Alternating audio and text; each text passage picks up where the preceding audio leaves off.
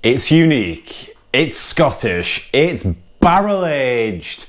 Today we're drinking the original by Innis and Gunn.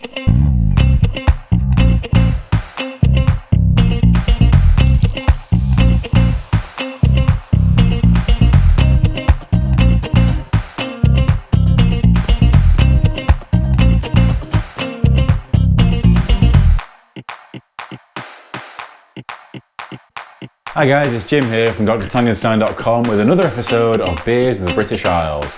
This is the series where I scour the aisles of British supermarkets to find you the best beers they have on offer. In today's episode, we're going to be trying a beer called The Original by Innis and Gunn. Now this cost £1.70 from Asda. It's available everywhere, but I got this particular one from Asda. It's 6.6%. And it's a barrel-aged Scottish ale, which is kind of cool. Scottish ale isn't a type of beer that's celebrated that much. Traditionally, a Scotch or a Scottish ale, it's kind of like the Belgian system where they have double, triple and quads, but Scottish ale kind of rate their beers in shillings. So you'll get a 60 or an 80 or a 90 shilling beer. Whereby the shilling refers to, I think, how much it cost per barrel of beer or something like that. I'm not a beer historian. Ron Pattinson, if you're interested in this kind of thing, there's a guy called Ron Pattinson, does a great beer blog. You should go check it out. So this, I guess, I think would be about an 80 shilling beer or something, because 6.6%. It's quite strong, really, and barrel aged. I'm expecting a lot. The hilarious thing, the real, I think, well, hilarious and great thing about this beer is that it's 18 IBUs. 18. Now, those who know nothing about beer will know that 18 IBUs is pretty low. I didn't even think they were allowed to sell beers at 18 IBUs anymore. This one is, which, you know, I like a good dark beer. So this, I'm really looking forward to this. The hops they use are super goldings or super styrian, aka Aurora hops is the technical name for them. So they're not even really hoppy hops. They're like they give that sort of spicy hoppy character to the beer. But I mean, you know, at 18 IBUs, this beer might even have just looked at a bag of hops. The malt that they use, impressively, is Innis and Gunn malt. I guess they have their own malt. They also use raw wheat in there. You know, the low bitterness, using their own malt, using raw wheat. I'm really imagining I have to chew through this bit. I'm really looking forward to this. And it's barrel aged, but if you do any research into Innis and Gunn, you'll be smacked in the face by their barrel aging program. In my mind, I know what barrel aging is. You put beer into a barrel, you age it. Innis and Gunn have apparently got this new cool thing that they do called the Oakerator, which I'll get into later on.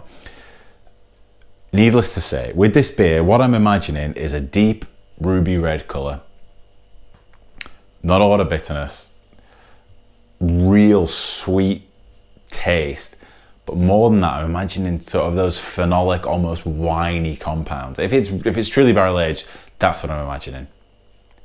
Let's find out if I'm right,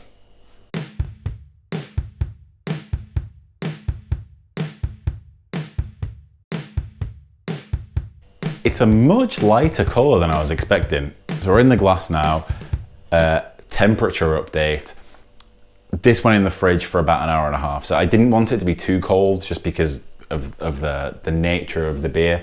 You know, I imagined it was going to have a lot of malt character to it, a lot of sweetness. So I wanted it to be kind of a little bit on the warmer side. I mean, we know it's only ever seen one hop flower in its life, so there's not going to be much hop flavour to it. So it's darker than I imagined it was going to be. Very clear, nice to see. You know, no haze in there. Head retention's good. If I'm honest, I expect a little bit better with all the raw malt that's in there. Okay, no notable aroma at all, if I'm honest. Nothing Nothing really pokes out at all. I guess, yeah, if you think about the hops that are in there, the Aurora hops, that spicy character, I guess, kind of peeks through there. But other than that, there's not really a lot to it.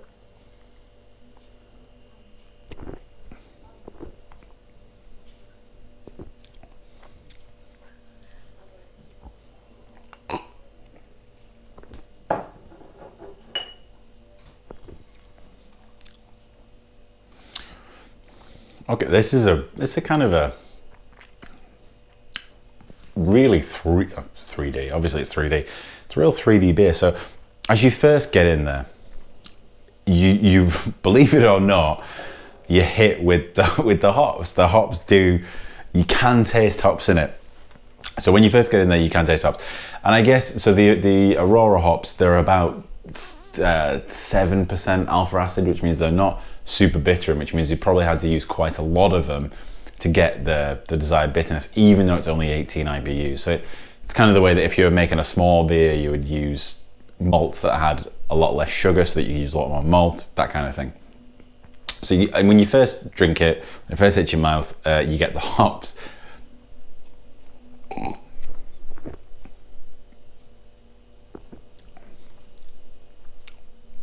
After that, yeah,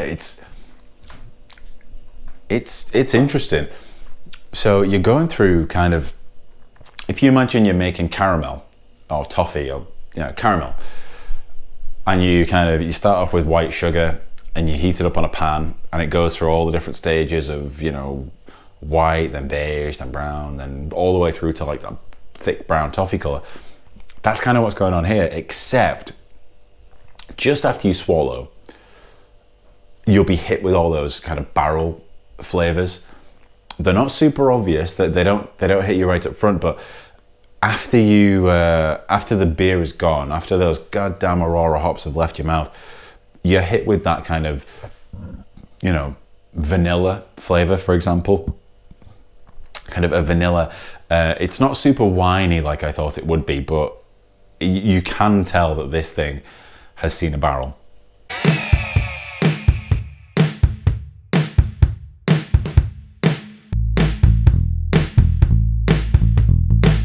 Brewery themselves, Innis and Gunn, they were founded back in 2003 by head brewer Dougal. I can't remember his full name, but Gunn is in his name, so I guess that's where the Gunn comes from. It's founded back in 2003 in Perthshire in Scotland. God, see, I've got to toe the line here because I'm English, obviously. If I get anything about Scotland wrong, I'm going to get crucified for it. So founded up in Scotland in 2003. And it seems like they're massive. Like England and Scotland are quite close together, but I guess we just don't get things that their products don't travel south of the border that much. Like, Iron Brew is massive in Scotland, but it's not really down here. These guys seem huge, whether that's just in Scotland or globally, I don't know. But they're definitely not as big down here as they seem to be globally. They have a lager that's contract brewed by tenants. But I think that the real heart of this brewery, the real sort of passion of this brewery is their barrel aging program. If you go online, you look at their website, they are all about barrel aging. And they claim to have turned barrel aging on its head, and it seems like they've kind of done it. They have this thing called the Oakerator, where they'll put a barrel in and basically smash it up, and then put those the pieces they put the pieces into the beer. So rather than putting the beer into the barrels, they put barrels into the beer. That's what they've done with this one, and it seems to be kind of their thing. But what I'll say is, if you're going to make a mass-produced beer and you're going to make it barrel-aged, I say good on you. Definitely innovate, because there aren't enough barrels to make a mass beer like this barrel-aged. So if you can cut corners and make a good beer that's got barrel character to it, crack out the Oakerators, man.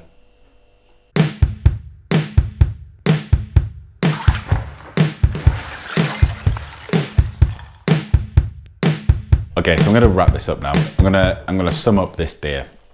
So it looks basically exactly as I thought it was going to look.